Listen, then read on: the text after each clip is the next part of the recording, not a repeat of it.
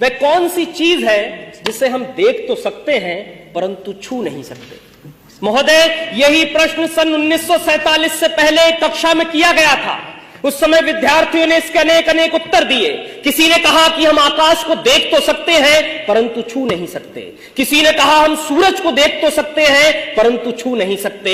लेकिन उसी कक्षा के बाहर खड़े होकर पढ़ने वाला एक छात्र डबडबाई आंखों को लेकर खड़ा हुआ और पानी के भरे हुए घड़े की तरफ देखकर बोला, मैं प्यास से तड़प के मर भी रहा हूं, फिर भी मैं इस पानी के घड़े को देख सकता हूं, छू नहीं सकता, क्योंकि मैं एक अछूत जाति का हूं और वो अछूत जाति का विद्यार्थी कोई और नहीं बल्कि हमारे भारत के संविधान के निर्माता डॉक्टर बाबा साहेब भीमराव अंबेडकर जी थे।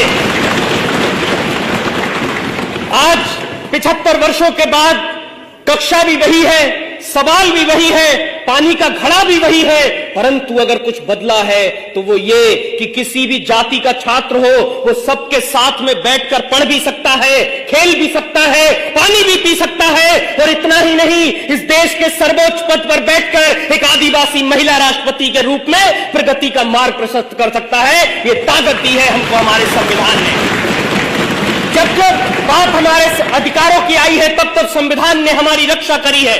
फिर वो आईपीसी की धारा 377 से जूझ रहे परलैंगिक समाज के लोग हो या श्रीकांत बोला जैसे दिव्यांगजनों के लिए शिक्षा के अधिकार हो या महिलाओं के लिए दहेज कुप्रथा का बोझ हो, संविधान ने हमेशा से रक्षा कर एक सूत्र में बांधने का काम किया है।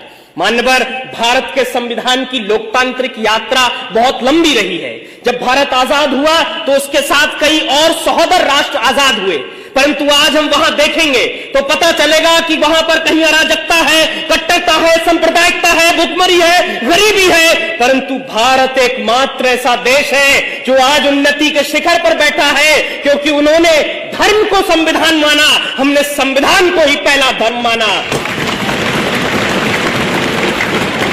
लंदन में मुस्कुराते हुए कवि चर्चिल ने कहा था कि ये देश आजाद हो भी जाए तो बहुत दिन तक टिकेगा नहीं, ये टूट कर बिखर जाएगा।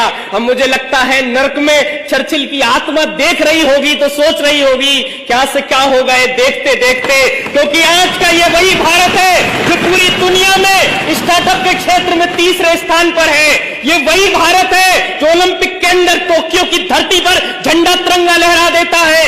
ये वही भारत है जो चंद्रयान 3 को पृथ्वी से चंद्रमा तक पूरी दुनिया में सबसे कम बजट में पहुंचा देता है, क्योंकि हमने अपने कर्तव्यों का निर्वहन किया है, जिससे हम प्रगति के सोपान को चढ़ते जा रहे हैं।